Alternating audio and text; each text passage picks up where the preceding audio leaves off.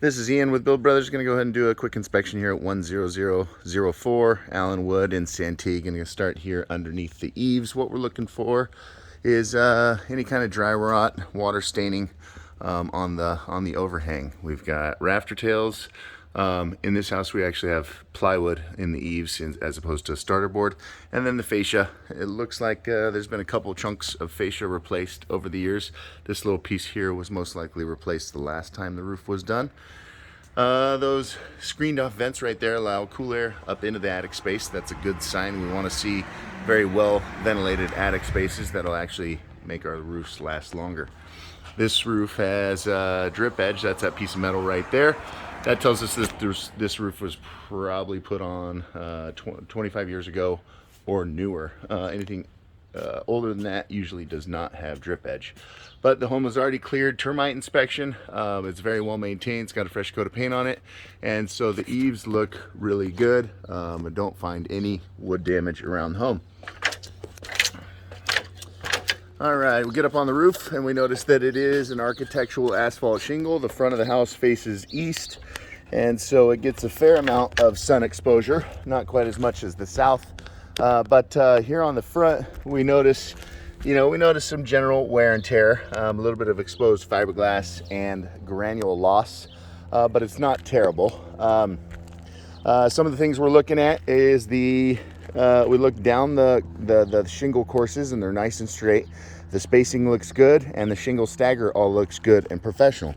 All indications is that this roof was put on by a professional roofer, and so that means it should last as long as these shingles are going to last. Flashing around the chimney looks good. Doesn't look like there are any issues there. Most likely these ridge caps have been replaced. Ridge caps usually wear out first. Those go along the ridge, obviously, and these are still in fairly good condition. I'm guessing that this roof is on its second set of ridge caps. We got 3 whirlybirds on the house. Those allow the hot air out of the attic. Looks like those are newer than the roof. We come over here to the west side and the wear and tear does get a bit worse. That shine that we can see around the edges of the shingles is the exposed fiberglass.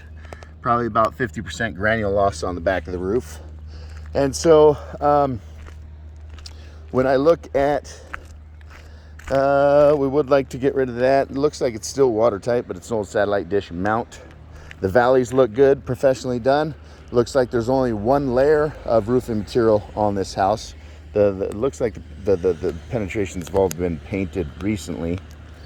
Here's the south side, and it's got the worst amount of wear and tear. When we come over here to the south-facing roof exposures, I would almost say that this is kind of right at that 3 to 5 year maximum, where this roof is just about beyond its life expectancy. Again, you can just see the dramatic wear and tear. We did unfortunately find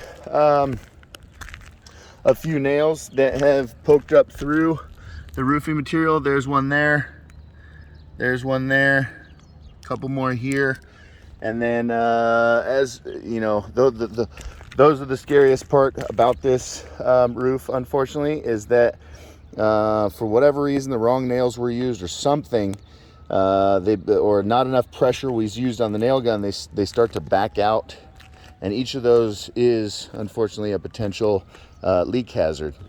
And if I were to spend more time looking around the roof, chances are I could find a couple more of those.